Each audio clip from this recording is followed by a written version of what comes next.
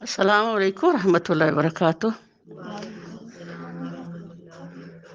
رب اشرح لي صدري ويسر لي امري واحلل عقدة من لساني يفقهوا قولي رب زدني علما۔ اعوذ باللہ من الشیطان الرجیم، بسم اللہ الرحمن الرحیم۔ 23 پارہ جو یاسین سے شروع ہو رہا ہے، یاسین ہم پچھلے پارے میں مکمل کر چکے۔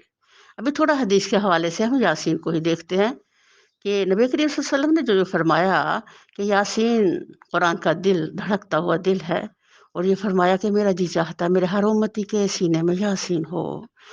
تو نبی صلی اللہ علیہ وسلم کی اس خواہش کے تحت ہم لوگوں کو چاہیے کہ ہم ہر صورت میں اپنے سینوں میں یاسین کو محفوظ کریں۔ یاسین کا یاد کرنا آپ کے سینے میں ایک مرکری بلب لگا دے گا جو آپ کے قبر اور حشر تک میں روشنی کا سامان ہوگا۔ یہ تھوڑی سی محنت طویل مستقبل کے لیے اعلیٰ نعمت ہے، اور سب سے بڑی بات یہ کہ نبی کریم صلی اللہ علیہ وسلم کی خواہش کا احترام یہ ہمارے لیے لازم و ملزوم ہے۔ اطیعوا اللہ واطیعوا الرسول کا مجسمہ تب ہم بن سکتے ہیں جو ہم اپنے نبی صلی اللہ علیہ وسلم کی ہر بات کو فلی احترام دیں گے۔ اب ہم شروع کرتے ہیں سورہ صافات، پارہ 23۔ انٹروڈکشن۔ حضور نبی کریم صلی اللہ علیہ وسلم نے فرمایا، تم ایسے صف باندھو جیسے فرشتے صف باندھتے ہیں۔ پہلی صف پوری کرتے ہیں اور ساتھ جڑ جڑ کر کھڑے ہوتے ہیں۔ فرشتے اللہ کی مینجمنٹ فورس ہیں۔ حضرت عبداللہ بن عمر فرماتے ہیں، جب حضور نبی کریم صلی اللہ علیہ وسلم ہمیں ہر کی نماز پڑھاتے تو سورہ صافات کی تلاوت فرماتے۔ اس سورہ میں انسانوں کو ڈسپلن کی تربیت دی گئی ہے۔ ہمیں 3 چیزوں میں فضیلت دی گئی ہے۔ ہماری صفیں فرشتوں کی صفوں کی مثل ہیں۔ ساری زمین مسجد بنا دی گئی ہے۔ وضو کے لیے زمین کی مٹی پاک کر دی گئی ہے۔ موت کے بعد روح آسمان پر لے جائی جاتی ہے۔ جنت کا مشروب شراب ہوگی۔ سب سے زیادہ سبق آموز حضرت ابراہیم علیہ السلام کی حیات طیبہ ہے کہ وہ اللہ کا ایک اشارہ پاتے ہی اپنے اکلوتے بیٹے کو قربان کرنے پر آمادہ ہو جاتے ہیں۔ ابراہیم علیہ السلام نے پہلے تبلیغ کی، پھر بت توڑ کر جہاد کیا۔ حضرت ابراہیم علیہ السلام کی قوم نے گنتی ایجاد کی، وہ پڑھے لکھے لوگ تھے۔ نبی کریم صلی اللہ علیہ وسلم نے فرمایا، مجھے حکم دیا گیا ہے کہ میں لوگوں سے جہاد کروں یہاں تک کہ وہ لا الہ الا اللہ کہہ لیں۔ جو یہ کلمہ پڑھ لے اس نے اپنی جان اپنا مال بچا لیا۔ رسول خدا صلی اللہ علیہ وسلم نے فرمایا، جب لوگ قبروں سے اٹھائے جائیں گے تو سب سے پہلے میں کھڑا کیا جاؤں گا، جبکہ وہ اللہ کے ہاں پیش ہوں گے تو میں ان کا خطیب ہوں گا، اور جب وہ غمگین ہوں گے تو میں انہیں خوشخبری سنانے والا ہوں گا اور ان کا سفارشی ہوگا۔ حمد کا جھنڈا اس وقت میرے ہاتھ میں ہوگا۔ آدم کی اولاد میں سے میں سب سے زیادہ اکرام والا ہوں گا۔ میرے آگے پیچھے 1000 خادم گھوم رہے ہوں گے۔ سورہ صافات 23 پارہ۔ اللہ کے نام سے جو بے انتہا مہربان نہایت رحم کرنے والا ہے۔ قطار در قطار صف باندھنے والوں کی قسم، پھر ان کی قسم جو ڈانٹنے پھنکارنے والے ہیں، پھر ان کی قسم جو کلام نصیحت سنانے والے ہیں۔ ان تینوں گروہوں سے مراد فرشتوں کے گروہ ہیں جو اللہ تعالیٰ کے احکام بجا لانے کے لیے ہر وقت تیار رہتے ہیں۔ اس کی نافرمانی کرنے والوں کو ڈانٹنے اور پھٹکارتے ہیں، اور مختلف طریقوں سے اللہ تعالیٰ کی یاد دلاتے اور کلام نصیحت سناتے ہیں۔ تمہارا معبود حقیقی بس ایک ہی ہے، وہ جو زمین اور آسمانوں کا اور تمام ان چیزوں کا مالک ہے جو زمین و آسمان میں ہیں، اور سارے مشرقوں کا مالک ہے۔ سورج ہمیشہ ایک ہی طلوع سے نہیں نکلتا، بلکہ ہر روز ایک نئے زاویے سے طلوع ہوتا ہے۔ یہ ساری زمین پر وہ بیک وقت طالع نہیں ہو جاتا، بلکہ زمین کے مختلف حصوں پر مختلف اوقات میں اس کا طلوع ہونا ہے۔ ان وجوہ سے مشرق کے بجائے مشارق کا لفظ استعمال کیا گیا ہے، اور اس کے ساتھ مغارب کا ذکر نہیں کیا گیا، کیونکہ مشارق کا لفظ خود ہی مغارب پر دلالت کرتا ہے۔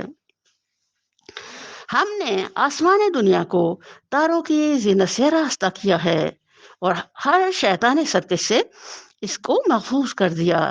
یہ شیاطین ملا اعلیٰ کی باتیں نہیں سن سکتے، ہر طرف سے مارے اور ہانکے جاتے ہیں اور ان کے لیے پہم عذاب ہے۔ تاہم اگر کوئی ان میں سے کچھ لے اڑے تو ایک تیز شعلہ اس کا پیچھا کرتا ہے۔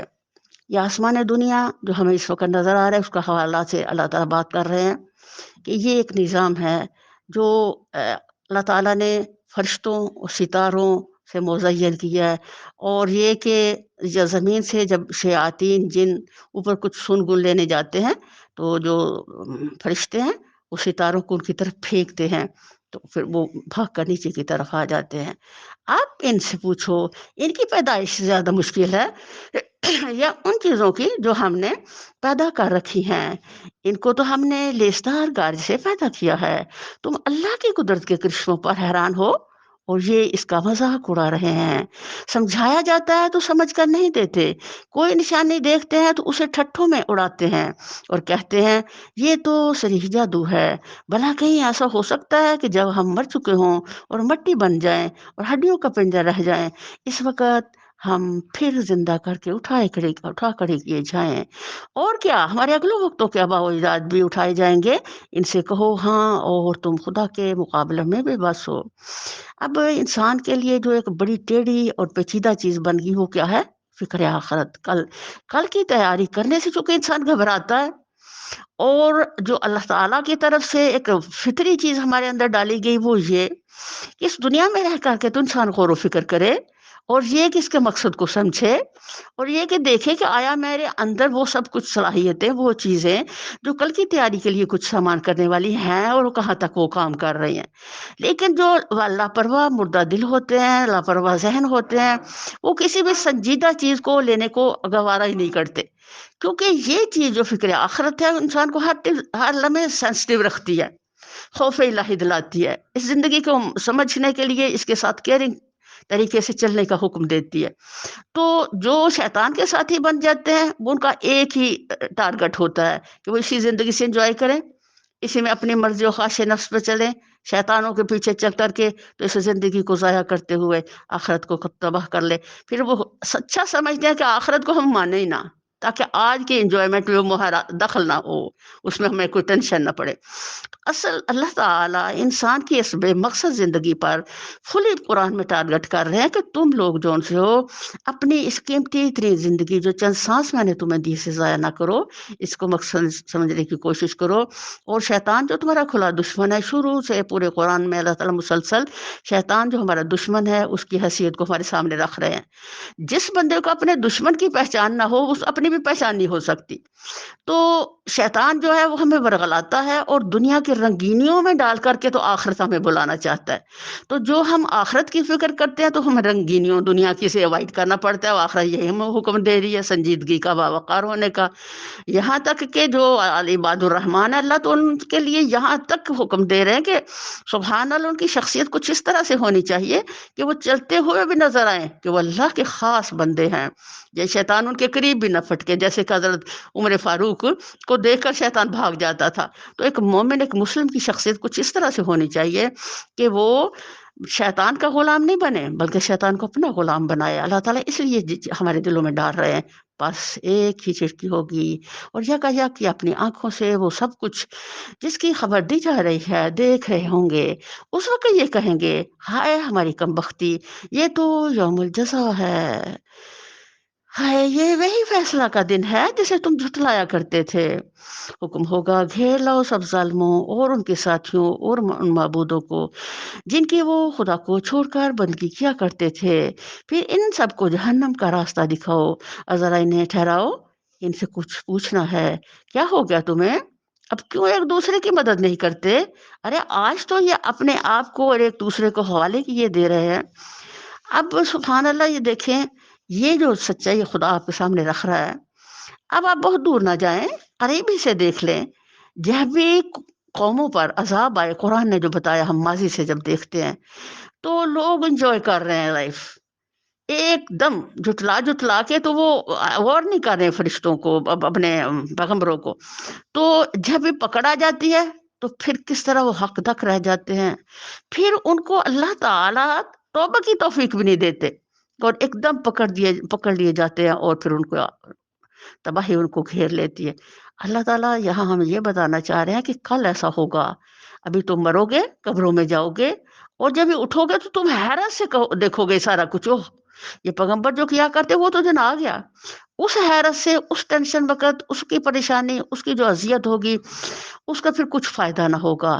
آج تم لوگ یہ جان لو کہ اللہ تعالیٰ کے لیے کچھ بھی مشکل نہیں کہ تمہیں مارے اور زندہ کرے، اور دنیا پوری کائنات کی ایک ایک چھوٹی سے بڑی چیز سے مثال دے کر کے تو اللہ بتا رہے ہیں کہ اس زمین کی سچائی عیاں ہی اس طرح ہوتی ہے جب تک اس کے ساتھ دوسرا جوڑا نہ ہو۔ جب دنیا کی ہر چیز کا جوڑا ہے تو زندگی کا جوڑا موت ہے، تو جو ضرور آئے گی، اور دوبارہ اٹھانا اللہ کے لیے کچھ مشکل نہیں۔ تو جب دوبارہ اٹھو گے، پھر یہی لوگ جن کو تم خدا سمجھ رہے ہو، جن کو تم اپنے رہنما سمجھ رہے ہو، جن کو پروٹوکول دے رہے ہو دنیاوی، تو یہ کل سارے ایک دوسرے کے دشمن بن کر کے جھگڑے شروع کر دیں گے۔ ہائے اللہ، ہولناک وقت سے ڈرا ڈرا کے تو میرے رب کی، یہ سب ڈرانا کیا ہے؟ تیرے رب کی محبت، کس کے ساتھ؟ انسانیت کے ساتھ۔ تو اے کاش انسانیت جان لے کہ رب کی محبتوں کو پہچان کر کے کل کی کامیابی خرید لے۔ اس کے بعد یہ ایک دوسرے کی طرف مڑیں گے اور باہم تکرار شروع کر دیں گے۔ پیروی کرنے والے اپنے پیشوں سے کہیں گے، تم ہمارے پاس سیدھے رخ سے آتے تھے۔ یہ عربی کا محاورہ ہے، تم ہمارے پاس سیدھے رخ سے آتے تھے، یعنی تم لوگ اپنے رہنماؤں کو کہیں گے جب تم ہماری طرف آتے تھے اپنی دعوت دینے کے لیے، تو ہم قسمیں کھا کر اور ہر طریقے سے تم ہمیں سچ ثابت کرنا چاہتے تھے کہ تم ٹھیک ہو، اور ہم پھر تمہارے دھوکے میں آ گئے، اور تم نے ہر وہ طریقہ اختیار کیا۔ سیدھے رخ سے آنے کا مطلب ہے ہر وہ طریقہ اختیار کیا جس پر تمہیں فائدہ ہو، اور تم نے ہماری دائیں طرف سے ہم پر حملہ کر کر کے تو ہمیں اپنا غلام بنا لیا۔ اب ہر جو سا رہنما ہوگا وہ اپنے، اور جو یہ غلام ہوں گے ان کے آج دنیا میں بنے ہوئے، اور کل ان کے جھگڑوں میں مختلف رنگ ہوں گے، اور ایک دوسرے پر وہ بلیم کریں گے، اور وہ کہیں گے بھئی ہم نے تو تمہیں دعوت ہی دی تھی نا، وہ تو کچھ نہیں کیا تھا، اور شیطان بھی یہی کرے گا۔ وہ جواب دیں گے، نہیں بلکہ تم خود ایمان لانے والے نہ تھے، ہمارا تم پر کوئی زور نہ تھا، تم خود ہی سرکش لوگ تھے۔ آخر کار ہم اپنے رب کے اس فرمان کے مستحق ہو گئے کہ ہم عذاب کا مزہ چکھنے والے ہیں، تو ہم نے تم کو بہکایا، ہم خود بہکے ہوئے تھے۔ ہائے ہائے، انسان کل سمجھ لے گا کہ میں بہکا ہوا ہوں، آج نہیں سمجھ آ رہی کہ میں بہکا ہوں۔ آج یہ بات سمجھنے کے لیے کہ میں کدھر کھڑا ہوں، میں ٹھیک جا رہا ہوں، یعنی ہر بندہ اپنے رستے کو، اپنے اعمال کو، اپنے فیلنگس کو چیک کرے کہ وہ ٹھیک ہے، کنفرم کرے کہ میں سوا سبیل پہ ہوں۔ اس کے لیے میں خود سے تو کچھ اپنے آپ کو گائیڈ نہیں کر سکتا، کون گائیڈ کرے گا مجھے؟ اللہ کا کلام۔ تو قرآن سے پوچھیں کہ آپ سیدھے ہیں کہ نہیں سیدھے، جب کتاب اللہ بتائے گی کہ تمہارا راستہ سیدھا ہے تو الحمدللہ صراط مستقیم ہے، اگر کہیں ٹیڑھ ہے میری زندگی کے اندر تو کتاب اللہ کے اشارے پر فوراً ہمیں اپنے آپ کو سیدھا کر لینا ہے۔ اس طرح وہ سب اس روز عذاب میں مشترک ہوں گے۔ ہم مجرموں کے ساتھ یہی کچھ کیا کرتے ہیں۔ یہ وہ لوگ تھے کہ جب ان سے کہا جاتا اللہ کے سوا کوئی معبود برحق نہیں ہے تو یہ گھمنڈ میں آ جاتے تھے اور کہتے تھے کیا ہم ایک شاعر مجنون کی خاطر اپنے معبودوں کو چھوڑیں، حالانکہ وہ حق لے کر آیا تھا اور اس نے رسولوں کی تصدیق کی تھی۔ اب ان سے کہا جائے گا کہ تم لازماً دردناک سزا کا مزہ چکھنے والے ہو، اور تمہیں جو بدلہ بھی دیا جا رہا ہے انہیں اعمال کا دیا جا رہا ہے جو تم کرتے رہے ہو۔ اب یہ دیکھیں جب انسان کی مت ماری جاتی ہے اور اس کو سیدھا رستہ وہ کھو دیتا ہے، بھٹک جاتا ہے، تو پھر نہ اس کی زبان پہ کنٹرول اس کو ہوتا ہے اور نہ دل و دماغ پر۔ وہ خود چونکہ بہکا ہوا ہے، خود چونکہ وہ غلط راہوں پہ چل رہا ہے، شیطان کے چنگل میں پھنس چکا ہے، اپنے نفس کا غلام بن چکا ہے، تو پھر اللہ والوں کو اور اللہ کی چیزوں کو اتنے اتنے بڑے بلیم کرتا ہے۔ اب شاعر مجنون کہنا کوئی چھوٹی بات نہیں ہے، شاعر کو تو اللہ تعالیٰ ناپسند کر رہا ہے قرآن میں، اور مجنون اس کو کہتے ہیں جس کا حواس ہی صحیح نہ ہو۔ تو اتنا بڑا بلیم نبیوں کو دینا اتنا بڑا جرم ہے کہ انسان اس بات سے خود تباہی خریدتا ہے۔ ہائے ہائے! اللہ تعالیٰ ان انسانوں کی اس جسارت پہ رحم کرے جو خود خود فراموش تو ہوتے ہی ہیں، لیکن وہ دوسروں کو بھی اس طرح کے بلیم دے کر کے ایک نئی مصیبت اور عذاب کے خریدار بنتے ہیں، مگر اللہ کے چیدہ بندے اس انجام بد سے محفوظ ہوں گے۔ ان کے لیے جانا بھوجا رزق ہے، یہ ہر طرح کی لذیذ چیزیں اور نعمت بھری جنتیں جن میں وہ عزت کے ساتھ رکھے جائیں گے، تختوں پر آمنے سامنے بیٹھیں گے، شراب کے چشموں کے ساغر بھر بھر کر ان کے درمیان پھرائے جائیں گے۔ یہ چمکتی ہوئی شراب جو پینے والوں کے لیے لذت ہوگی، نہ ان کے جسم کو اس سے کوئی ضرر ہوگا اور نہ ان کی عقل اس سے خراب ہوگی، اور ان کے پاس نگاہیں بچانے والی خوبصورت آنکھوں والی عورتیں ہوں گی، ایسی نازک جیسے انڈے کے چھلکے کے نیچے چھپی ہوئی جھلی۔ اب یہ دیکھیں سبحان اللہ، اللہ تعالیٰ نے پورے قرآن عظیم میں عرب کے مزاج کا بہت خیال رکھا ہے۔ جس چیز کے وہ بہت حریص تھے، وہ عورت کے بہت حریص تھے عرب۔ تو اللہ تعالیٰ نے کہا کہ تم یہ دنیا کی عورتوں کے لیے مر رہے ہو، بھائی جنت خریدو، وہاں تو اتنی تمہیں عورتیں ملیں گی، اتنی بیویاں ملیں گی کہ اگر تم چاہو گے تو جوان کنواری سینوں والی تمہارے پر بارش کر دوں گا میں۔ تم اس تھوڑی سی زندگی میں آخرت خریدنے کی طرف آؤ۔ تو ادھر سے ان کو شراب بہت محبوب تھی، ہر چیز سے، کھجور سے شراب نکالتے، انگور سے شراب، یعنی اللہ کی عظیم نعمتیں، ان سے وہ ان کو رنگ غلط دے کر کے تو نشہ والا بنا کر، تو اللہ تعالیٰ پھر یہاں ان کی اس اس لذت کا بھی خیال کر رکھتے فرما رہے ہیں، یہ دنیا کی شراب تم پر حرام ہے، اس کے افزانے میں تمہیں جنت میں ایسی شراب ملے گی، اللہ اکبر کبیرہ، کہ اس کی لذت، اس کی راحت، اس کا جو ٹیسٹ ہوگا وہ ایسا کمال ہوگا کہ تم حیران ہو جاؤ گے۔ سبحان اللہ! سب سے بڑا جو جنت کی شراب کا تمہیں لذت ہوگی وہ یہ، دنیا کی شرابیں پی کر کے تو تمہاری تو عقل خراب ہو جاتی ہے، اس سے تمہاری عقل جو ہے وہ بہترین رہے گی، لذت ہوگی لیکن عقل میں فتور نہیں آئے گا۔ یعنی وہ چیزیں جو دنیا میں ہمیں بظاہر نفسوں کو لذت دیتی ہیں، لیکن ہمارے لیے اس کے اندر کوئی بینیفٹ نہیں ہے، نقصان نقصان ہے۔ جب نشے میں آئے تو نشہ تو انسان کی عقل مار دیتا ہے۔ اللہ فرما رہے ہیں یہی نعمتیں جب جنت میں ملیں گی تو تم حیران ہو جاؤ گے ان کی لذتوں، ان کی راحتوں پر، سبحان اللہ۔ پھر وہ ایک دوسرے کی طرف متوجہ ہو کر حالات پوچھیں گے، ان میں سے ایک کہے گا دنیا میں میرا ایک ہم نشین تھا جو مجھ سے کہا کرتا تھا کہ کیا تم بھی تصدیق کرنے والوں میں سے ہو؟ کیا واقعی جب ہم مر چکے ہوں گے اور مٹی ہو جائیں گے اور ہڈیوں کا پنجر بن کر رہ جائیں گے تو ہمیں جزا و سزا دی جائے گی؟ اب کیا آپ لوگ دیکھنا چاہتے ہیں کہ وہ صاحب اب کہاں ہیں؟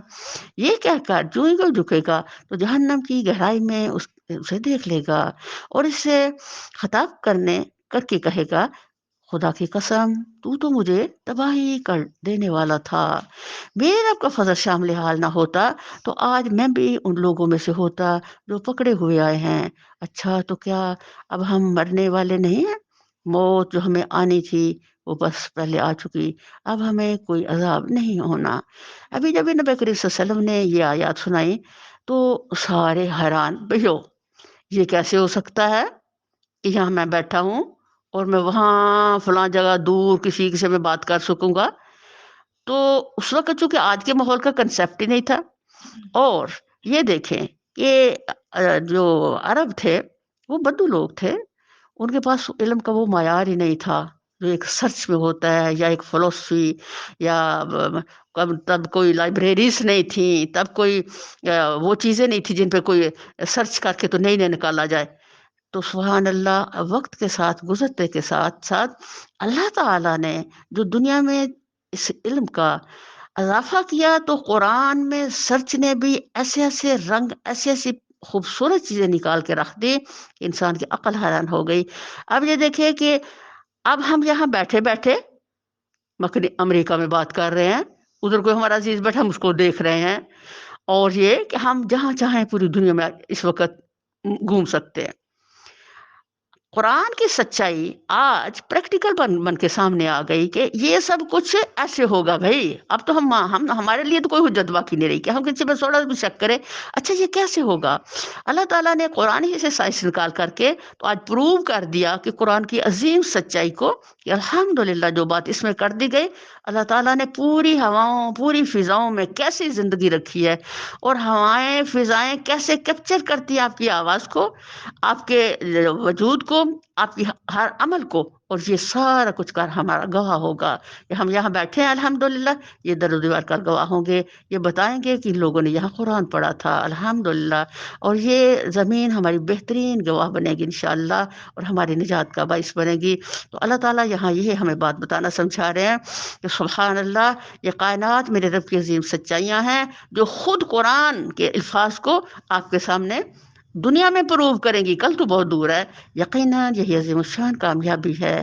ایسی ہی کامیابی کے لیے عمل کرنے والوں کو عمل کرنا چاہیے. بولو یہ ضیافت اچھی ہے یا زقوم کا درخت؟ ہم نے اس درخت کو ظالموں کے لیے فتنہ بنا دیا ہے. اب اوپر تو شک تھا کہ اچھا مریں گے اٹھیں گے وہ کیسے ہوگا, ہڈیاں کیسے ہوں گی, ابا اجداد کیسے. ابھی جب نبی صلی اللہ علیہ وسلم نے یہ آیات پڑھی تو وہی لوگ جو ایک متذبذب تھے اور فکر میں تھے, سوچ میں یہ کیسے ہو سکتا ہے, شک میں تھے, انہوں نے ایک دم کہہ لگانے شروع کر دی, ایک دم ہنسنا شروع کر دیا, مذاق اڑانا شروع کر دیا. کہتے لو جی پہلے ہمیں یہ باتیں سنائی جا رہی تھی کہ مر کے اٹھنا ہو, تو اب ایک اور بات سنا دی کہ جس جہنم میں تم جاؤ گے اس میں درخت بھی ہوں گے. بھیا دیکھو ذرا سوچو غور کرو, عقل کام کرتی ہے, کبھی آگ کے اندر بھی درخت ہوتا ہے. اللہ اکبر کبیرہ. ہائے, تو یہ لفظ جو مذاق ہے اتنا وحشت ناک لگتا ہے کہ بس انسان یہ مذاق نہ کبھی کسی کا اڑائے, کیونکہ نبیوں کے تو مذاق اڑا کے تو ظالموں نے بڑی جہنم خریدی. تو اللہ تعالیٰ فرماتا میں نے ان کے لیے فتنہ بنا دیا. وہ ایک درخت ہے جو جہنم کی تہ سے نکلتا ہے, اس کے شگوفے ایسے ہیں جیسے شیطانوں کے سر. جہنم کے لوگ اسے کھائیں گے اور اسی سے پیٹ بھریں گے. میرے رب نے, اب یہ دیکھو عقل انسان کی کہاں جب بند ہو جاتی ہے تو پھر تو خدا رحم پڑے ہمارے حال پر. کبھی یہ نہیں ہوا کہ آگ جلتی ہو اور کوئی انسان اس میں ڈالا جائے اور وہ خوش و خرم ہو اور کئی دیر تک رہ کے آرام سے اس سے نکل رہا ہے, ہو نہیں سکتا. تو میرے رب نے ثابت کر دیا تھا ابراہیم, جو جس کے ساری دنیا متعارف تھی, کہ وہ آگ میں کئی دن رہا اور خوش و خرم رہا. سبحان اللہ. تو اگر اللہ آگ میں ڈال کے, آگ کو جو جلانے کی صلاحیت ہے وہ رب تعالیٰ نے دی ہے بھائی. اور یہ دنیا کی آگ جو ہے یہ تو ہر کسی کو جلاتی ہے, یہ اندھی ہے, لیکن جہنم کی آگ سینسیبل ہوگی. وہ اللہ کے حکم سے ہر بندے کو اتنا ہی جلائے گی جتنا اللہ حکم دے گا. کسی کو پاؤں تک جلائے گی, کسی کو ٹکڑوں تک, کسی کو پورا, اس طرح لیکن دنیا کی تو اندھی آگ ہے. اندھی آگ سے بھی رب نے ایک عظیم معجزہ انسان کے سامنے رکھ دیا کہ اپنے بندے کو لوگ سزا کے لیے وہ ڈالنا چاہتے ہیں تو اس کو اللہ نے اس کو لیے راحت بنا دی, درجات کی بلندی بنا دی, قربانیوں کی عظیم نشانی بنا دی. سبحان اللہ. اور اللہ نے اپنے اس کو برگزیدہ کر دیا اپنے دربار میں. اور اس کے بعد ان کو یہ واپسی اسی آتش دوزخ کی طرف ہوگی. یہ وہ لوگ ہیں جنہوں نے اپنے باپ دادا کو گمراہ پایا اور انہی کے نقشے قدم پر دوڑ چلے, حالانکہ ان سے پہلے بہت سے لوگ گمراہ ہو چکے تھے اور ان میں ہم نے تنبیہ کرنے والے رسول بھیجے تھے. اب دیکھ لو کہ ان تنبیہ کیے جانے والوں کا کیا انجام ہوا. اس بد انجامی سے بس اللہ کے وہی بندے بچے ہیں جنہیں اس نے اپنے لیے خالص کر لیا. سبحان اللہ. اللہ ہمیں بھی اپنے لیے خالص کر لے. اللہ اکبر کبیرہ. یہ اللہ تعالیٰ کا احسان ہے کہ اللہ کسی کا دل ایمان کے لیے اپنے نور کے لیے کھول دے اور وہ کسی بھی بات کی صحیح سمجھ, صحیح فہم اور اس کا صحیح جو ادراک ہے وہ کر سکے. تو اللہ تعالیٰ کا احسان ہے یہ. اور یہ بھٹکے ہوئے لوگ جو ہے یہ چونکہ شروع سے ہی انہوں نے جھٹلایا اور شیطان کے چنگل میں چلے گئے تو اس عظیم نعمت کو ہمیشہ کے لیے کھو گئے. ہم کو اس سے پہلے نوح نے پکارا تھا تو دیکھو کہ ہم کیسے اچھے جواب دینے والے تھے. ہم نے اس کو اور اس کے گھر والوں کو کرب عظیم سے بچا لیا اور اسی کی نسل کو باقی رکھا. اور بعد کی نسلوں میں اس کی تعریف و توصیف چھوڑ دی۔ سلام ہے نوح پر، تمام دنیا والوں میں، ہم نیکی کرنے والوں کو ایسی ہی جزا دیا کرتے ہیں۔ در حقیقت وہ ہمارے مومن بندوں میں سے تھا، پھر دوسرے گروہ کو ہم نے غرق کر دیا۔ اب نوح علیہ السلام کا تذکرہ اس لیے مسلسل چل رہا ہے، اور بڑے ایک اولو العزم پیغمبر کی حیثیت سے اللہ ان کو شو کر رہے ہیں، اور بڑے صبر والے، بڑے دنیا کے دکھوں کے مقابلے میں ان کے اندر جو ایک اسٹیمنا اللہ نے ڈال دیا تھا صدیوں تک دنیا سے جنگ کرنا، اور راتوں اور دنوں میں ہر لمحے اللہ، یہاں نوح کی زندگی کو بار بار اللہ اس لیے ہائی لائٹ کر رہے ہیں کہ ہم لوگ جو ہیں اپنے نہ ذرا آرام کو اللہ کے لیے نہیں طاق دیتے، نہ ہم ذرا اپنے اپنے کام کو اللہ کے لیے اگنور کر سکتے ہیں، بس یہ ہمیں ہمارے یہ کام ہے دنیا کے۔ تو اللہ تعالیٰ یہاں کہہ رہے ہیں کہ یہ دیکھو نوح بھیا، جس کو میں نے 950 سال اپنی ڈیوٹی پہ لگا دیا، اور اس نے راتوں اور دنوں میں اپنے جو فرض تھا اس کی ادائیگی کے لیے وہ کتنا ہمہ تن رہا، اور کس طرح قوم نے اسے جھٹلا کر کے تو اس کی توہین کرتے، کس طرح اس کے ساتھ اتنا برا سلوک قوم کرتی کہ ہائے اللہ، کوئی تھوڑا سا بھی صبر سے ہٹ کے بندہ ہوتا تو وہ ان کو چھوڑ کے چلا جاتا، لیکن اس اللہ کے بندے نے اتنا زیادہ عزم کے ساتھ یہ سفر طے کیا۔ اس سے اللہ تعالیٰ ہمیں موٹیویٹ کرنا چاہ رہے ہیں کہ تم بھی اللہ کو اپنے دن رات دے دو، تم بھی اللہ کے ساتھ اچھے سودے کر لو، تمہاری تو زندگیاں ہی ہیں تھوڑی سی، پتہ نہیں کل زندگی کی ہے کہ نہیں، تو وہ جتنی میں نے زندگی جس کو دی اس نے اللہ کے لیے اتنا کام کیا، تو تم کچھ اس سے نصیحت لو لی۔ اس لیے بار بار نوح کا تذکرہ ہمارے سامنے آ رہا ہے۔ اور نوحی کے طریقے پر چلنے والا ابراہیم تھا، جب وہ اپنے رب کے حضور قلب سلیم لے کر آیا۔ قلب سلیم کسے کہتے ہیں؟ جو دنیا کی محبت میں ٹوٹا ہوا نہ ہو۔ ہائے اللہ، ہمارے دل تو دنیا کی محبتوں سے بھرے ہوئے ہیں، تو ہاں، لیکن ہیں ہم حنیف دین پر، اللہ تعالیٰ ہمارے حال پہ رحم کرے۔ تو جو اپنے ابراہیم علیہ السلام تھے، وہ تو پیدائشی طور پر ہی ان کے اندر ایک سچائی کی محبت تھی، ایک شعلہ تھا، ایک نور تھا، جس کی طلب میں وہ شروع ہر چیز کو بڑی تنقید کی آنکھ سے دیتے، اندھے پن میں نے نہیں میرے ماں ابا اجداد یہ کر رہے ہیں تو میں بھی ایسا کروں، ایسا بالکل نہیں تھا۔ وہ ہر بات کو بڑی وہ پازیٹیو آنکھ سے دیکھتے، اگر میں سچائی نظر آتی تو الحمدللہ، نہ آتی تو فوراً وہ کہہ دیتے بھئی یہ غلط ہے۔ جب اس نے اپنے باپ اور اپنی قوم سے کہا یہ کیا چیزیں ہیں جن کی تم عبادت کرتے ہو، اب یہ جا کیا اور کیوں، جب یہ کسی کے اندر پیدا ہو جاتا ہے تو اس کے ایک ٹارگٹ بن جاتا ہے، یہ ہمارے اندر ہونا چاہیے، یہ کیا ہے۔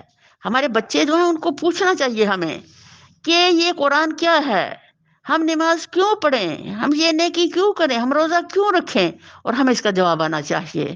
اگر ہم ماں باپ کو جواب نہیں آتا اس کا، اور یہ کہ ہمیں خود ہی نہیں پتا کہ ہم یہ کام کیوں کر رہے ہیں، جب ہم پیدا ہوئے تھے ہمارے ابا اجداد نمازیں پڑھتے تھے، قرآن پڑھتے، روزے ہم بھی رکھ رہے ہیں، نو ایسا نہیں۔ ابراہیم نے ایک بڑی خوبصورت چیز ہمیں دی ہے، اور وہ کیا ہے؟ کسی بات کی گہرائی کو سمجھنا۔ جب کوئی درخت جس کی جڑ مضبوط ہو، پھر دنیا کی کوئی طاقت اس کو ہلا نہیں سکتی، لیکن اگر جڑ ہی کھوکھلی ہے تو ذرا سی ہوا جو ہے وہ اڑا کر رکھ دے گی۔ اب ہمارے بچے جو ہیں، ہم ان کو اگر اس سچائیوں کی تصدیق کر کے ان کے دل میں نہیں ڈالتے ان کی عظمت، تو کیا ہوگا؟ وہ جب مغرب میں جائیں گے یا دنیا کے دوسرے ماحول میں جائیں گے تو اور اسلام کی پورے سانچے کو متاثر کر لیں گے، اور وہ ادھے تتر بٹیر بن جائیں گے۔ تو اللہ تعالیٰ یہاں ابراہیم کو ہمارے سامنے رکھ کر کے ہمیں یہ فرما رہے ہیں کہ تم لوگ جو کیا چیز تمہارے اندر ہونی چاہیے، یہ کیا ہے، یہ کیوں ہے، ان دو چیزوں سے تمہارے اندر ایک وہ چیز نکلے گی جو بیسفل ہوگی۔ کیا اللہ کو چھوڑ کر جھوٹ گھڑے ہوئے معبود چاہتے ہو؟ آخر رب العالمین کے بارے میں تمہارا کیا گمان ہے؟ پھر اس نے تاروں پر ایک نگاہ ڈالی۔ تاروں پر نگاہ ڈالی یہ عرب کا محاورہ ہے، اس کا ایکچوئل مطلب یہ ہے کہ انہوں نے غور و فکر شروع کیا، وہ ایک گہری سوچ میں پڑ گئے، اور وہ جاننا چاہ رہے تھے، جو اپنے اوپر سوال کیا ہے باپ کو کہ یہ سب کچھ کیا ہے اور کیوں ہے۔ یہ محاورہ اس سے نکلا ہے۔ پھر اس نے تاروں پہ نگاہ ڈالی، یعنی وہ ایک تفکر میں پڑ گیا، ایک گہری سوچ میں پڑ گیا اور کہا میری طبیعت خراب ہے۔ اب یہ طبیعت کی خرابی والی بات جون سی ہے، یہ جو اہل کتاب لوگ ہیں، میں نے بتایا نا کہ انہوں ابراہیم سے متعارف تھے، لیکن عجیب و غریب ابراہیم سے۔ قرآن نے اصل شخصیت ابراہیم کی شو کیا کہ ابراہیم تھا کون۔ تو یہ اس بات پہ کہ انہوں نے کہا کہ میری طبیعت خراب ہے، انہوں نے اپنی کتابوں میں لکھا ہوا ہے کہ ابراہیم نے جھوٹ بولا۔ اللہ اکبر کبیرہ۔ بھائی ایک جو مومن سچا ہوتا ہے، جو اب شرک دیکھتا ہے تو اس کی طبیعت خراب ہو جاتی ہے، اس کے دل میں جو غم آتا ہے وہ اس کو نڈال کر دیتا ہے۔ اور ویسے بھی ایکچوئل بھی ہو سکتا ہے طبیعت خراب ہو، تو کوئی بھی اتنی بڑی بات کسی پیغمبر کے لیے اپنی کتاب میں ڈال لینا، یہ پہلی کتابوں کے لیے بہت آسان ہو گیا تھا۔ میرے اللہ نے اسی لیے کہہ دیا قرآن کو، نحن نزلنا الذکر وإنا لہ لحافظون، میں نے اس قرآن کو نازل کیا ہے۔ پہلے کتابوں کی حفاظت ان کی قوموں کی ذمہ داری تھی، قرآن کی حفاظت میری ذمہ داری ہے، اور اسی وجہ سے قیامت تک کے لیے کتاب اللہ کے اندر کوئی زیر زبر کو بھی آگے پیچھے نہیں کر سکتا۔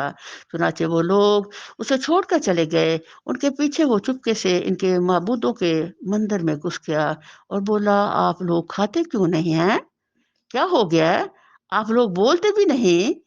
اس کے بعد وہ ان پر پل پڑا اور سیدھے ہاتھ سے خوب ضربے لگائیں۔ واپس آ کر وہ لوگ بھاگے بھاگے اس کے پاس آئے۔ اس نے کہا کیا تم اپنی ہی تراشی ہوئی چیزوں کو پوچھتے ہو، حالانکہ اللہ ہی نے تم کو بھی پیدا کیا ہے اور ان چیزوں کو بھی جنہیں تم بناتے ہو۔ انہوں نے آپس میں کہا اس کے لیے ایک الہ تیار کرو اور اسے دہتی ہوئی آگ کے ڈھیر میں پھینک دو۔ انہوں نے اس کے خلاف ایک کارروائی کرنی چاہی تھی، مگر ہم نے انہیں کو نیچا دکھایا۔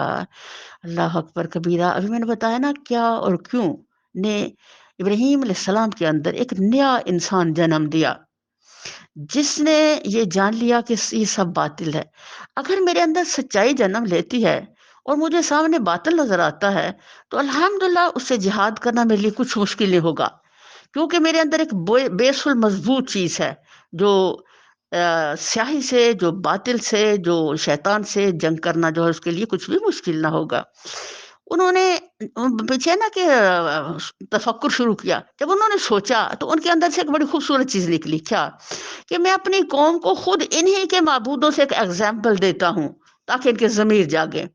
تو یہ وہاں ان کی سوچ سے ایک خوبصورت چیز نکلی کہ انہوں نے ایک تھوڑا پکڑا اور جا کے سب کی گردنیں اتار دی، اور جو بڑا تھا وہ تھوڑا اس کے کندھے پہ رکھ دیا، تاکہ اب ہمیں قوم کے لوگ آگے سے دیکھیں گے تو کہیں گے بھئی واقعی یہ تو بیکار چیزیں ہیں۔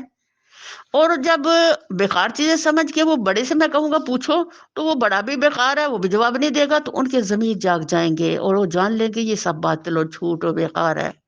اللہ اکبر کبیرہ۔ یہ انہوں نے اتنا بڑا کام، اب کسی کے معبود کو، کسی کے پیارے کو، کسی کے رہنما کو آپ برا کہیں تو وہ ظاہر ہے جو دل میں محبت اس کے ریئیکشن میں وہ بہت کچھ کرتا ہے۔ تو وہ پہلے تو ایک دم سے ان کے دلوں میں آیا ہاں بھائی واقعی بات تو ٹھیک ہے کہ یہ کچھ بیکار چیزیں ہیں ساری، لیکن ایک دم سے ان کی مت پلٹ گئی۔ شیطان اور نفس ایسے شدید حملہ آور ہوا کہ ان کی جو عقل میں سچائی آئی تھی وہ گم ہو گئی، اور وہ کہنے لگے اچھا اس کو پکڑو جس نے ہمارے معبودوں کا یہ حال کیا ہے، اور آگ جلاؤ اور اس میں پھینکو اس کو، تاکہ پتہ چلے اس کو اور باقی لوگ بھی عبرت حاصل کریں کہ ہمارے خداؤں کو اس طرح گستاخانہ بیہیویئر کیوں کیا گیا ہے۔ ابراہیم نے کہا میں اپنے رب کی طرف جاتا ہوں، یعنی میں اپنے رب کی خاطر ہجرت کرتا ہوں، اپنا وطن چھوڑتا ہوں، اس کا مطلب یہ ہے وہی میری رہنمائی کرے گا۔ اے پروردگار مجھے ایک بیٹا عطا کر جو صالحین میں ہو۔ اب رہنمائی میں ہم پیچھے پڑ چکے ہیں نا کہ جب انہوں نے ہجرت کی تھی، یہ اس کے حل کے حوالے سے بات کی جا رہی ہے کہ ہجرت کی تھی تو اپنے آپ کو کیسے سیٹسفائی کیا، کیسے مطمئن کیا، جیسے ہر مومن کو اپنے آپ کو کرنا چاہیے۔ اللہ نے ان کی اس دعا کو اس لیے قرآن میں ڈالا تاکہ قیامت تک انسانیت اپنے آپ کو یہ سیٹسفائی کرے ہر حال میں مجھے پیدا کرنے والا، مجھے رزق دینے والا، مجھے بیمار کرنے والا، پھر بھی وہی رزق دے گا، بیماری میں مجھے شفا دے گا، رہنمائی میری وہ کرے گا میرا رب، جس نے اللہ نے ہمیں پیدا کر کے تو یوں ہی چھوڑ نہیں دیا کہ ہم جانوروں کی طرح دنیا میں گھومتے پھریں، بلکہ اللہ نے ایک نظام کے تحت ہمیں پیدا کیا اور ہماری زندگی میں ایک کتاب زندگی دی، ہمارے کندھوں پہ فرشتے بٹھائے، بڑا نظم کے ساتھ یہ کائنات اللہ نے بنائی، اور اب اس کے اندر اللہ تعالیٰ بندے کے لیے کافی ہے۔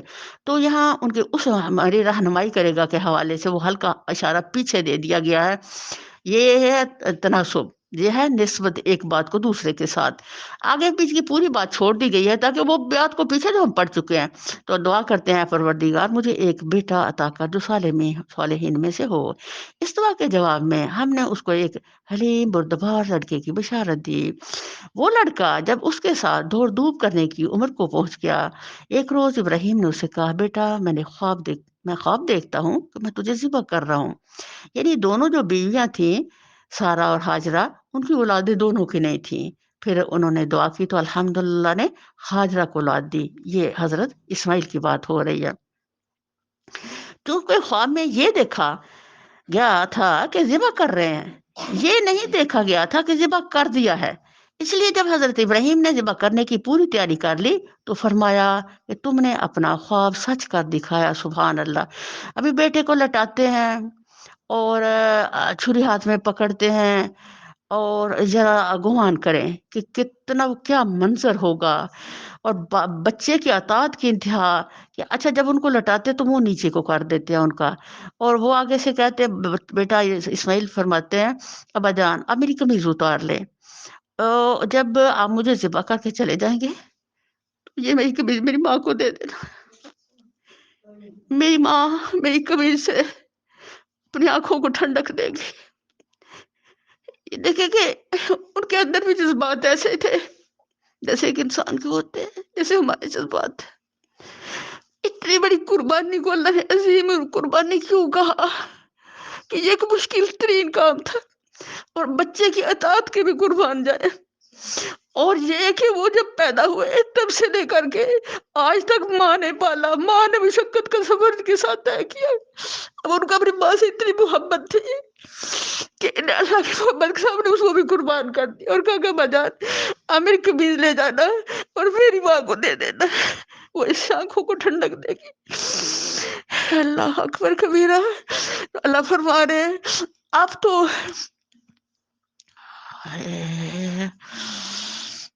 اس نے کہا بیٹا میں خواب دیکھتا ہوں کہ میں تجھے ذبح کر رہا ہوں، اب تو بتا تیرا کیا خیال ہے؟ اس نے کہا خواب یہ دیکھا تھا کہ میں ذبح کر رہا ہوں، تو یہاں تک کہ خواب آیا، آگے غصے نہیں آیا، تو انہوں نے کہا بجان جو آپ کو حکم دیا جا رہا ہے اسے کر ڈالیے، آپ انشاءاللہ مجھے صابروں میں پائیں گے۔ آخر کو جب ان دونوں نے سر تسلیم خم کر دیا اور ابراہیم علیہ السلام نے اپنے بیٹے کو ماتھے کے بل کرا دیا اور ہم نے ندا دی اے ابراہیم تو نے خواب سچ کر دکھایا، ہم نیکی کرنے والوں کو ایسی ہی جزا دیتے ہیں، یقیناً یہ ایک کھلی آزمائش تھی، اور ہم نے ایک بڑی قربانی فدیے میں دے کر اسے چھڑا لیا، اس بچے کو چھڑا لیا۔ اسے بڑی قربانی سے مراد ایک مینڈا ہے جو اس وقت اللہ تعالیٰ کے فرشتے نے حضرت ابراہیم کے سامنے پیش کیا تاکہ بیٹے کے بدلے اس کو ذبح کر دے۔ اسے بڑی قربانی کے لفظ سے اس لیے تعبیر کیا گیا ہے کہ وہ ابراہیم جیسے وفادار بندے کے لیے فرزند ابراہیم جیسے صابر جانسار لڑکے کا فدیہ تھا۔ اس کے علاوہ اسے بڑی قربانی قرار دینے کی ایک وجہ یہ بھی ہے کہ قیامت تک کے لیے اللہ تعالیٰ نے یہ سنت جاری کر دی کہ اسی تاریخ کو تم اہل ایمان دنیا بھر میں جانور قربان کریں اور وفاداری اور جانساری کے اس عظیم الشان واقعے کی یاد تازہ کرتے رہیں۔ اللہ اکبر کبیرہ۔ اور اس کی تعریف و توصیف ہمیشہ کے لیے بعد کی نسلوں میں چھوڑ دی۔ سلام ہے ابراہیم پر، ہم نیکی کرنے والوں کو ایسے ہی جزا دیتے، یقیناً وہ ہمارے مومن بندوں میں سے تھا، اور ہمیں اسے اسحاق کی بشارت دی۔ جب یہ اتنی عظیم قربانی اللہ تعالیٰ نے قبول کر دی، ابراہیم کی تو پھر اللہ تعالیٰ نے بشارت دی کہ میں ایک تمہیں اور بیٹا دیتا ہوں، جو اللہ کہتے ہیں نا میں تمہیں جزا لٹاؤں گا اور سے بڑھ کر. تو اللہ تعالیٰ نے پھر حضرت سارا جو بوڑھی ہو چکی تھی ان کو بشارت دی کہ تمہیں بھی اللہ ایک بیٹا دے گا. اور سبحان اللہ جب وہ تعجب کرتی ہے کہ اللہ میں بوڑھی ہوں، میں بچہ کیسے ہوگا، تو سبحان اللہ کے قربان جاؤں جو کن کا مالک ہے اس نے نہ صرف ایک جوانوں والی صلاحیت ان کے دی، زندگی میں برکت دی، اور انہوں نے اپنے بچے کو پیدا کیا، اس کو پالا اور اس کی جوانی کی ساری خوشیاں دیکھی. یہاں یہ رحمان کے سارے معجزات ہیں. سبحان اللہ. ایک نبی صالحین میں سے اور اسے اور اسحاق کو برکت دی. اب ان دونوں کی ضروریت میں سے کوئی محسن ہے اور کوئی اپنے نفس پر صریح ظلم کرنے والا ہے. برکت کیا دی اللہ نے؟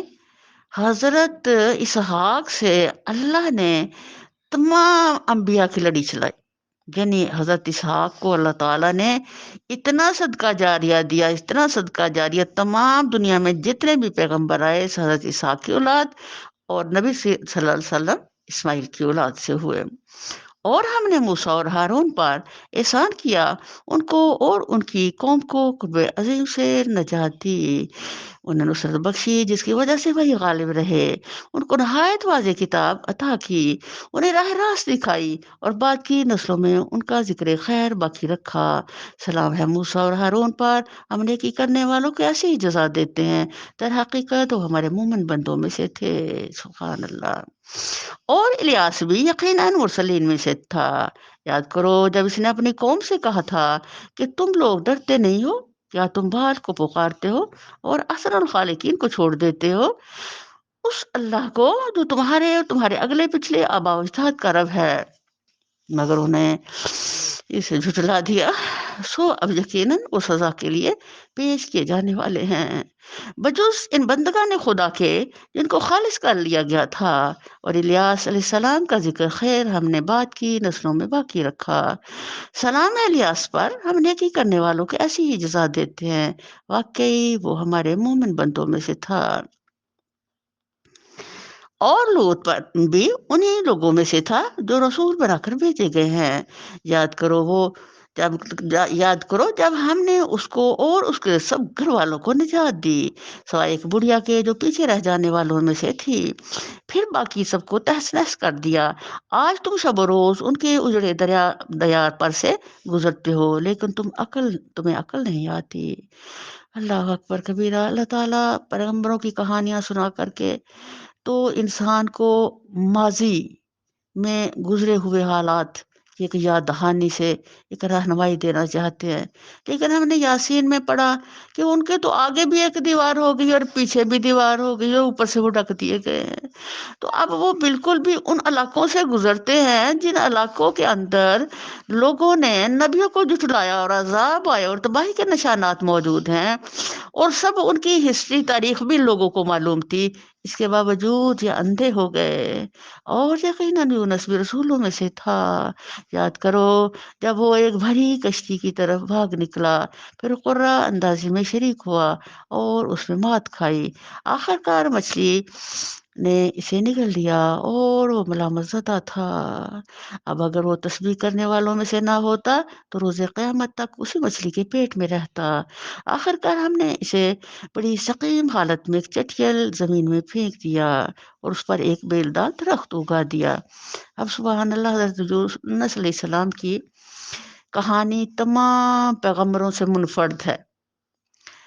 اب ان سے اگر پیغمبر کا درجہ زمین میں بڑا اعلیٰ ہے، اللہ کی زمین پر سب سے محبوب مخلوق اللہ کے پیغمبر ہیں، تو ان کی اس کی غلطی کی پہ بھی فوراً اللہ کی شدید پکڑ آتی ہے. اب ان سے کوئی غلطی نہیں ہوئی، اللہ نے کہا کہ اب عذاب آئے گا. اب جو انہوں نے دیکھا کہ جی عذاب کا وقت آ گیا تو وہ چھوڑ کے چلے گئے. اللہ تعالیٰ نے کہا کہ ابھی میں نے حکم نہیں دیا تھا تمہیں جانے کا، تو تم کیوں چلے گئے؟ بس اتنی بات پہ اللہ تعالیٰ کی وہ آ گئی آزمائش. لیکن سبحان اللہ، اللہ والوں کی آزمائش اور امتحان کے پیچھے بھی ایک بڑی عظیم رب کی عطا و بخشش ہوتی ہے. اب جتنی دعا یونس علیہ السلام کی ہمارے لیے ایک عظیم تحفہ ہے، اتنی شاید کوئی اور دعا نہیں ہوگی، کیونکہ یہ وہ واحد دعا ہے جس کو اللہ اور رسول دونوں نے تصدیق کیا مشکلات سے نکلنے کا. اور یہ وہ عظیم دعا ہے جو ہماری زندگی کے اندر رب تعالیٰ کا اتنا بڑا تحفہ ہے. ہم کسی بھی مسئلے میں پڑ جائیں، جو ہم ایسے دعا کرے، ایک مشکلوں سے آسانیوں میں نکل جائیں گے، ہمیں سکینت ملے گی، عبادت ملے گی، اللہ کی رضا ملے گی، اور بہت کچھ ملے گا ایک اس دعا کی برکت سے. اللہ تعالیٰ نے جو انہیں امتحان میں ڈالا وہ چل قیامت تک کی انسانیت کے لیے ایک ان سے یاد اور تحفہ کے طور پر ان کو باقی رکھنا تھا. اس کے بعد ہم نے اسے 1,00,000 یا اس سے زائد لوگوں کی طرف بھیجا، وہ ایمان لائے، اور ہم نے ایک وقت خاص تک انہیں باقی رکھا. پھر ذرا ان لوگوں سے پوچھو، کیا ان کے دل کو یہ بات لگتی ہے کہ تمہارے رب کے لیے تو ہوں بیٹیاں اور ان کے ہوں بیٹے؟ کیا واقعی ہم نے ملائکہ کو عورتیں ہی بنایا ہے اور یا خود دیکھی بات کہہ رہے ہیں؟ خوب سن رکھو، دراصل یہ لوگ اپنے من گھڑت سے یہ بات کہتے ہیں کہ اللہ اولاد رکھتا ہے، اور فی الواقع یہ جھوٹے ہیں. کیا اللہ نے بیٹوں کی بجائے بیٹیاں اپنے لیے پسند کر لی؟ تمہیں کیا ہو گیا ہے؟ کیسے حکم لگاتے ہو؟ کیا تمہیں ہوش نہیں آتا، یا پھر تمہارے پاس اپنی ان باتوں کے لیے کوئی صاف سند ہے؟ تو لو اپنی وہ کتاب اگر تم سچے ہو. اب اللہ تعالیٰ اس قسم کی بیکار باتوں سے کہہ رہے ہیں کہ کوئی اپنی جو تم منہ سے نکالتے ہو باتیں اور جو بلیم کرتے ہو، جو جھوٹ بولتے ہو، اس کا کوئی پروف بھی دو بھائی، کوئی سند دو. کہاں لکھے ہیں یہ باتیں جو تم کر رہے ہو؟ اپنے نفس کی من گھڑت اور شیطان کے رہنمائی میں تم وہ باتیں کر ڈالتے ہو جو تمہارے لیے تباہ کن ہے. تو اللہ تعالیٰ پھر ان کو ایک فکر دینا چاہ رہے، سوچ ان کی سمت کو سیدھا کرنے، کہ اتنی بڑی بات تم کہتے ہو جب تمہیں کوئی دیکھا ہی نہیں. یہ ہمارے لیے بھی ایک پیغام ہے. ہم بے دیکھے ایک بات سنی سنائی بات آگے سے آگے پہنچائے جاتے ہیں. تو جب تک آپ کوئی دیکھو نا چیز خود سے، تو وہ آپ کو اس پر یقین نہیں کرنا چاہیے. اب فرشتوں کو کسی نے دیکھا ہی نہیں آج تک، تو پھر کیا وہ لڑکیاں ہیں لڑکے ہیں وہ کیا چیز ہیں کیا نہیں ہے پتہ ہی نہیں کسی کو. تو اٹھ کے اس طرح سے اتنی بڑی بات کہہ دینا کہ بھی وہ اللہ کی بیٹیاں ہیں، تو یہ اللہ کی ہستی پر اتنا بڑا الزام ہے. اللہ نے اسے ظلم قرار دیا ہے. تو اللہ کی شان کے خلاف. اللہ تو صمد ہے، وہ تو بے نیاز ہے ہر کمزوری سے، ماں باپ سے یا اولاد سے. اللہ نور السماوات والارض، اللہ تو زمین و آسمان کا نور ہے. یہ بیٹیاں بیٹے یہ تو کمزوریاں، یہ وجود ہیں جو فانی ہیں. تو اللہ تو وہ ذات ہے جو فانی نہیں ہے. تو فانی چیزیں اسے منسوب کر کے تو انسان ظلم کرتا ہے. انہوں نے اللہ اور ملائکہ کے درمیان نسب کا رشتہ بنا رکھا ہے. حالانکہ ملائکہ خوب جانتے ہیں کہ یہ لوگ مجرم کی حیثیت سے پیش ہونے والے ہیں، اور وہ کہتے ہیں کہ اللہ ان صفا سے پاک ہے جو اس کے خالص بندوں کے سوا دوسرے لوگ اس کی طرف منسوب کرتے ہیں. بس تم اور تمہارے یہ معبود اللہ سے کسی کو پھیر نہیں سکتا. بس تم اور تمہارے یہ معبود اللہ سے کسی کو پھیر نہیں سکتے مگر صرف اس کو جو دوزخ کی بھڑکتی ہوئی آگ سے جلسنے والا ہے. یعنی اللہ تعالیٰ کا جو کنسپٹ ہے انسان کے اندر، ایک وہ نیچر ہے، ایک فطرت کے طور پر. بے شک وہ کسی مذہب سے تعلق رکھتا ہے، وہ ایک کنسپٹ سے کسی کی عبادت کرتا ضرور ہے، کوئی رام کہہ کر کے، کوئی خدا کہہ کر کے، کوئی کسی نام سے، کوئی کسی نام سے. لیکن ہر انسان کے اندر جو چیز رکھی ہے میرے رب نے خود ہی، وہ اس کے تحت وہ کسی کو اپنا معبود بنانا چاہتا ہے. لیکن جو بالکل بھی شیطان کے چنگل میں پھنس جاتے ہیں، ایسے بھٹکتے ہیں، ایسے بہکتے ہیں کہ پھر وہ اس دنیا کو سمجھتے ہی بیکار ہے، دنیا ہی کو بیکار سمجھتے ہیں، انسان کو ہی جانور کی ایک نسل سمجھتے ہیں. یہ ہر چیز کو وہ الٹ پلٹ کر کر کے تو انتہائی ایسی اسفل سافلین والی حرکتیں شروع کر دیتے ہیں، انسانیت کے بالکل بھی گری ہوئی ہوں. اور ہمارا حال تو یہ ہے کہ ہم میں سے ہر ایک کا ایک مقام مقرر ہے، اور ہم صف پستہ خدمتگار ہیں اور تسبیح کرنے والے ہیں. سبحان اللہ. یہ لوگ پہلے تو کہا کرتے تھے کاش ہمارے پاس وہ ذکر ہوتا جو پچھلی قوموں کو ملا تھا، تو وہ اللہ کے چیدہ بندے ہوتے، مگر وہ آ گیا تو انہوں نے اس کا انکار کر دیا. اب عنقریب انہیں اس روش کا نتیجہ معلوم ہو جائے گا. اپنے بھیجے ہوئے بندوں سے ہم پہلے ہی وعدہ کر چکے ہیں کہ یقیناً اس کی مدد کی جائے گی اور ہمارا لشکر ہی غالب ہو کر رہے گا. بس آپ یہ دیکھیں کہ کسی چیز کا تم انتظار کرتے ہو، جب وہ آ جاتی ہے تو اسے منہ کیوں پھیرتے ہو؟ صرف اس لیے منہ پھیرا کہ بھائی یہ تو عہدہ ہمیں چاہیے تھا. اور نبی کریم صلی اللہ علیہ وسلم پر انہوں نے یہ شک شروع کر دیا کہ محمد رسول اللہ جو کہتے ہیں بھئی یہ باتیں میں لے کے آیا ہوں، میں نبی ہوں، میری بھی باتیں ساتھ مانو اللہ کے، تو یہ تو چودر چاہتے ہیں دنیا کی، اصل مسئلہ تو یہ ہے۔ کافر کیا کہتے ہیں کفار مکہ، بھیا اصل بات یہ ہے کہ اس میں کوئی اور ہی مسئلہ ہے، یہ محمد صلی اللہ علیہ وسلم کا اپنا ذاتی چودھری بننے کا مسئلہ ہے۔ تو اللہ اکبر کبیرہ، اللہ تعالیٰ ان کے اس بلیم کا جواب دے رہے ہیں، بس اے نبی صلی اللہ علیہ وسلم ذرا کچھ مدت تک ان کے حال پر چھوڑ دو اور دیکھتے رہو، ان قریب یہ خود بھی دیکھ لیں گے کیا یہ ہمارے عذاب کے لیے جلتے مچا رہے ہیں۔ جب وہ ان کے ذہن میں اترے گا تو وہ دن ان لوگوں کے لیے بہت برا ہوگا جس دن متنبہ کیا جا چکا ہے، بس ذرا انہیں کچھ مدت کے لیے چھوڑ دو اور دیکھتے رہو، ان قریب یہ خود دیکھ لیں گے۔ انا للہ و انا الیہ راجعون۔ پاک ہے تیرا رب، عزت کا مالک، ان تمام باتوں سے جو یہ لوگ بنا رہے ہیں، اور سلام ہے رسولوں پر، اور ساری تعریف اللہ رب العالمین ہی کے لیے ہے۔ سبحان ربک رب العزت عما یصفون وسلام علی المرسلین والحمد للہ رب العالمین۔ یہ وہ آیات ہیں جس چیز سے بھی لگ جائے، جس نیکی سے بھی اس کا وزن بڑھا دیتی ہیں۔